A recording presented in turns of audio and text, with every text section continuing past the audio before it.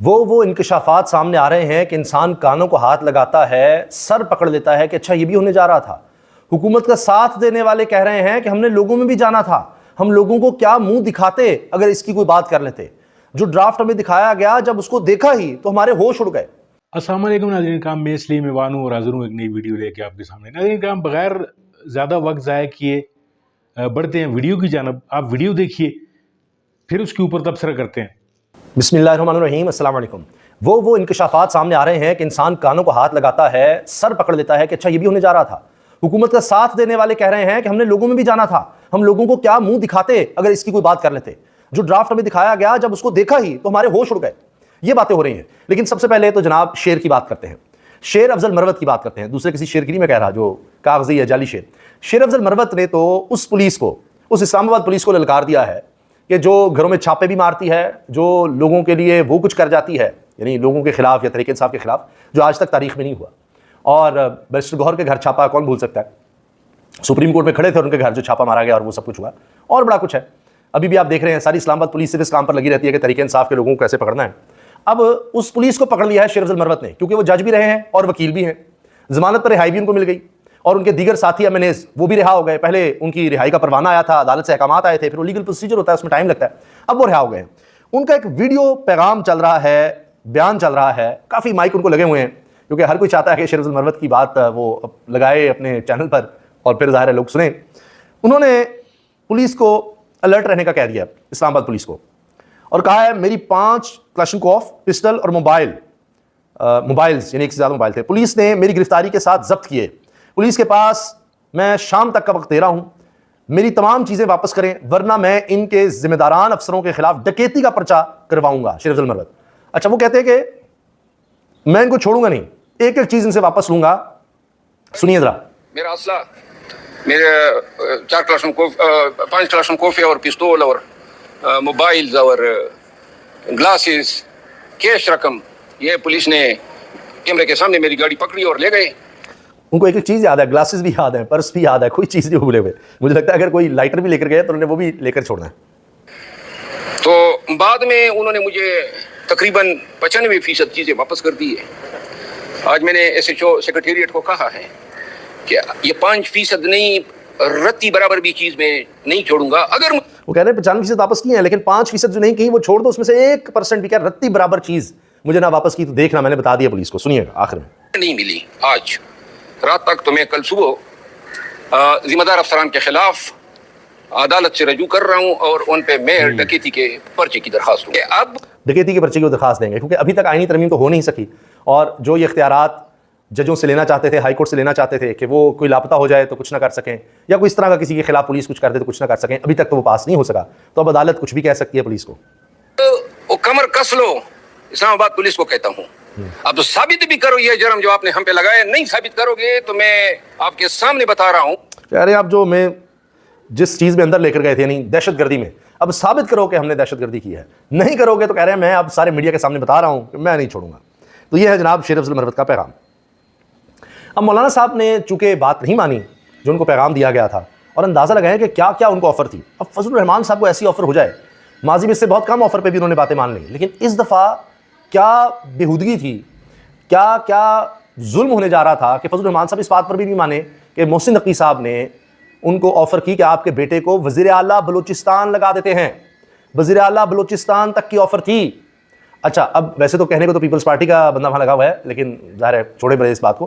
Peoples party ने offer की कि हम सेनेटर बनवा देते हैं आपके बेटे को, सिंध के वोटों से हम सेनेटर बनवा देते हैं। एमपीए की ऑफ़र अलग थी, मगर फजलुर रहमान नहीं माने। अब एक तो ज़ाहिर है कि उसके बाद वो क्या दिखाते, लोगों को क्या कहते। अब जब उन्होंने ये नहीं माना तो अब इलेक्शन कमीशन ने उनको 18 को बुला लिया है कि आपने तो इंटर पार्टी इलेक्शन ही नहीं करवाए, आए आप भी उसी लाइन में तहरीक इंसाफ के साथ खड़े हो जाए, क्योंकि आपने ये नहीं होने दिया। वरना लोग तो लापता किए हुए थे तहरीक इंसाफ के, जो मिले हैं पंजाब हाउस से।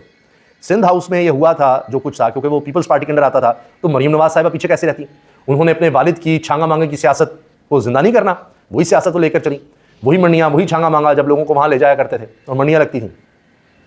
कभी मरी में भी एक चीज़ होती थी। अब वो पंजाब हाउस जो कि पंजाब हुकूमत के अंडर होता है इस्लामाबाद में, इसी तरह केपी हाउस है, इस तरह सिंध हाउस है, तो पहले सिंध हाउस से बरामद हुए थे जब तहरीक एतमाद आई थी इमरान खान के खिलाफ, और अब ये जो वारदात होने जा रही थी इसमें पंजाब हाउस से बरामद कहा जा रहा है जी हो रहे हैं लोग। और एक साहब के तो भाई ने अपने भाई की बाजियाबी के लिए अदालत से भी रुजू कर लिया, जो तहरीक इंसाफ के लोग गायब किए गए थे। अंदाज़ा लगाइए ये सब कुछ हुआ है। तो मौलाना साहब को कहा गया 18 को आप आएँ, इलेक्शन कमीशन में पेश हों। आप चीफ इलेक्शन कमिश्नर को क्यों नहीं 3 साल के लिए और लगने दे रहे थे? आप तो आपके पार्टी इलेक्शन में याद आ गया, आपने करवाई नहीं, पहले नहीं याद आए थे। मगर ये तो 18 को है। 19 को इसका जवाब भी आ रहा है, और वो जवाब है जनाब हाई कोर्ट से, और उसमें ये हुआ है कि ऑल पाकिस्तान वकला नुमाइंदा कन्वेंशन हो रहा है लाहौर हाई कोर्ट में, बार एसोसिएशन लाहौर में, और 19 सितंबर को ये ऑल वकला कन्वेंशन होने जा रहा है। तमाम वकला पाकिस्तान से इसमें शिरकत करेंगे। इसमें जनाब निज़ाम अदल में रखना अंदाजी, सुप्रीम कोर्ट के फैसलों पर अमल दरामद ना करना और नए चीफ जस्टिस की तकर्री ना होना, सीनियर वकला की इनके चैम्बर से गैर कानूनी गिरफ्तारियाँ, जिस तरह शोएब शाहीन को भी गिरफ्तार किया गया। लाहौर को 10 तहसीलों में तकसीम नामंजूर, लाहौर में मौजूद तमाम अदालतें एक अहाते में इकट्ठी की जाएँ, और ये जनाब उन्वान है जिस पर बातें होनी हैं। एक और वारदात जो इलेक्शन कमीशन डाल रहा है, जिस पर अभी डिबेट चल रही है कि नहीं ऐसा हो नहीं सकता, कि 4 हल्के, मेहरबानो साहिबा कह रही है कि ECP ना अब कर ये रहा है कि JUIF के भी बुला लिया इंटर पार्टी इलेक्शंस में कि आपने कराए नहीं है, लेकिन साथ वो कह रहे हैं कि 4 हमारी सीट्स जो हैं PTI की वो अब दोबारा छीनने की कोशिश हो रही है मजीद। लेकिन इस पर जवाब ये आ रहा है कि रिकाउंट इन सीटों पर हो नहीं सकता जिनके हवाले से दोबारा इलेक्शन कमीशन चीज़ें खोल रहा है, क्योंकि या तो 8000 का मार्जिन जब हो उससे कम, या 5% की लीड का मार्जिन हो और इससे ज़्यादा हो, तो फिर वो रिजेक्टेड वोट्स का तो फिर रिकाउंटिंग हो सकती है। तो ये कानून तो यही है, लेकिन इलेक्शन कमीशन कौन सा कानून के मुताबिक अमल करता है, तो वो किसी भी हद तक जाने की कोशिश करेगा। लेकिन मसला वही है कि अदालतें तो हैं और कहीं ना कहीं अदालतें आज़ाद हैं, यही इनके लिए मसला बना हुआ है, और इनसे अदालतें कंट्रोल नहीं हो रही, जिसके लिए ये आईनी तरमीम लाना चाह रहे थे। अब आप ये देखें, जो मैं आपसे अर्ज़ कर रहा हूँ ना कि कैसे कैसे इंकशाफात हो रहे हैं, चंद मैं आपके सामने रखता हूँ। पीपल्स पार्टी ने मौलाना असद महमूद को सिंध से सेंटर बनवाने की पेशकश की। वज़ीर दाखिला मोहसिन नकवी ने JUI को वज़ीर आला बलूचिस्तान की ऑफर दी। मौलाना असद महमूद मौलाना के बेटे हैं, उनको MP बनाने की पेशकश की। ये डॉन न्यूज़ ने खबर दी है। ये भी खबर आ रही है कि 2 ड्राफ्ट थे, एक ड्राफ्ट मौलाना को दिखाया गया और लाया कोई और गया था, 2 तारीख शरीयत वाला, तो अब वो जो दिखाया गया था वो भी पिट गया है। MNA चौधरी उस्मान की बाजियाबी के लिए भाई चौधरी आसिफ ने इस्लामाबाद हाईकोर्ट से रुजू कर लिया है कि जनाब ये लोग अगवा हुए हैं, लापता हुए हैं। ये किया जा रहा था तहरीक इंसाफ के लोगों के साथ, उनसे वोट डलवाने के लिए। तो अब ज़ाहिर है कि जो आज़ाद अभी तक इलेक्शन कमीशन ने किए हैं या जिन्होंने मैंने अल्फी जबानी करवाए, तो ये भी कहा जा रहा है कि मुस्तफ़ा नवाज़ खोखर साहब ने कहा है आसमा शराय साहब के प्रोग्राम में, जब उन्होंने कहा कि जी अगर फैज़ हमीद होते ना तो फिर तो हो जाना था। आसमा शराय साहब ने कहा फैज़ हमीद होते फिर तो वोट पूरे हो जाने थे। तो इस पर मुस्तफ़ा नवाज़ खोखर जो सेनेटर रहे, पीपल्स पार्टी के सीनियर रहनुमा रहे, उन्होंने कहा है कि जी मैं हल्फन कहता हूँ कि कई MNAs ने मुझे बताया कि उनको 3 हफ्ते से इस्लामाबाद में महबूस रखा हुआ है, यानी उनको बंद करके अगवा करके रखा हुआ है कि आप जा नहीं सकते। ये हाल हुआ है। अच्छा, अब जनाब हत्ता के कामरान मुर्तज़ा साहब जो JUI के रहनुमा हैं, वकील हैं, कहते हैं जी रात 2 बजे आपको मुसवदा मिले और सबसे पहली नज़र आर्टिकल 8 पर डाली जाए तो आप अलर्ट हो जाते हैं, क्योंकि बुनियादी इंसानी हकूक़ के मुतालिक है। फिर आर्टिकल 199 में नेशनल सिक्योरिटी के नाम पर आप अदलिया का इख्तियार लेने की कोशिश कर रहे हैं कि यानी कोई बंदा लापता हो तो आप कुछ ना कह सकें। तो अल्लाह के बंदो, हमने घरों को भी जाना है, लोगों में जाना है, वकला में जाना है, यानी हम लोगों को क्या मुँह दिखाते, हम किसी को मुँह दिखाने के काबिल ना रहते। JUI, ये JUI के कानूनदान कह रहे हैं। तो आप सोचिए कि क्या हाल था। ये है असल सूरत हाल।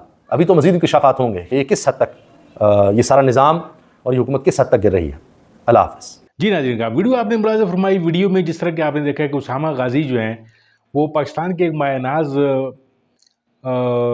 साफ़ी हैं, एंकर पर्सन हैं, अपनी बेलाग जो है वो राय देते हैं और अंदर की खबर लेके आते हैं। जैसा कि उन्होंने फरमाया कि काजी साहब जो हैं उनकी एक्सटेंशन तो गई बढ़ गई, लेकिन अब प्रॉब्लम क्या बन चुका है कि प्रॉब्लम अब ये है कि जो वडेरे हैं, जो एक्सटेंशन चाह रहे थे, जो काजी की एक्सटेंशन चाह रहे थे और अपनी भी एक्सटेंशन चाह रहे थे, उनको जो है वो सख्त तकलीफ़ है, वो बहुत ज़्यादा परेशान है वो। अब ज़ाहिर है परेशानी की वजह जो है वो मौलाना फजल रहमान साहब हैं, क्योंकि उन्होंने इस दफ़ा असूलों के साथ खड़े होने का फ़ैसला कर लिया है। तो उन्होंने अब बदला तो ज़ाहिर है लेना पड़ता है। फिर जब तकलीफ़ होती है, जब कोई तकलीफ़ पहुंचाता है, जब कोई रुलाता है, जिस तरह के खान साहब ने कहा था कि मैं इनको रुलाऊंगा, तो अब खान साहब जो है वो इनके काबू आए हुए हैं, तो फिर उन पे अब मुसीबतों के पहाड़ तोड़े जा रहे हैं। यानी कोई जंग में भी कोई असूल जो है नाज़रीन काम वो रवा नहीं रखे जा रही। यानी ऐसे दुश्मन से पाला है तहरीक इंसाफ का कि जिसमें कोई असूल, कोई ज़ाब्ते कुछ भी नहीं है। यानी अगर इद्दत केस है तो फिर उसमें यानी हद तक चले जाते हैं, तोशाखाना है तो उसमें नवाज शरीफ और जो जरदारी हैं वो अपनी अपनी चीज़ें खा कर बैठे हुए हैं, और उसी तरह के बल्कि उससे कमज़ोर तरीन केस हैं जो इमरान खान साहब के, उनको उसमें रगेदा जा रहा है। वजह सिर्फ ये है कि वो घुटने टेक दें और ताकतवरों के आगे, लेकिन इमरान खान ने घुटने टेकने से तो मना कर दिया है। कहने का मकसद ये है कि अब मौलाना साहब जो हैं उन पर भी मुसीबतों के पहाड़ तोड़ने शुरू करने वाले हैं। उन्होंने पहली पेशी तो उन्होंने बुला ली है कि मौलाना साहब जो है वो अपनी पार्टी के इलेक्शन के वाले से जो उनको मुतमईन करें, यानी इससे पहले पार्टी के इलेक्शन पे कोई सवाल नहीं था। अब मौलाना ने जो उनकी बात नहीं सुनी, या आगे भी उनको उम्मीद है कि मौलाना को थोड़ा सा ज़रा प्रेशराइज करेंगे तो वो शायद कोई एक आध महीने बाद जो है वो हमारी बात सुन ले, और ये जो तरमीम जो करना चाह रहे हैं, ये काजी से भी ज़्यादा जो तरमीम है, ये इसका फ़ायदा जो है वो आर्मी चीफ को होगा।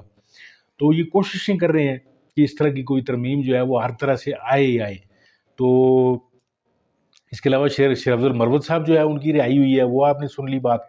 फिर उसको उसमें जो है उन्होंने, आप पुलिस का अंदाज़ा लगा लें आप कि उन्होंने दहशतगर्दी की दफ़ात भी लगाई हैं, और दहशतगर्दी ये थी कि जो संजानी में जलसा था, उस जलसे के को टाइम पे क्यों नहीं ख़त्म किया, ये एक दहशतगर्दी थी जो रीज़न नज़र आती है। बहरहाल नाज़रीन का वो दुआ ये करें कि दुश्मन भी अल्लाह दे तो वो किसी चज का दे, किसी ऐसा ज़र्फ़ वाला दे कि जो दुश्मनी भी असूलों पर करना जानता हो। नाज़रीन का बहुत बहुत शुक्रिया वीडियो देखने के लिए। उम्मीद है आपको वीडियो पसंद आएगी। अगर वीडियो पसंद आए तो मेरी वीडियो को लाइक कीजिए, सब्सक्राइब कीजिए चैनल को। अपना बहुत सारा ख्याल रखिए अपने इस चैनल का भी। अल्लाह हाफ़िज़।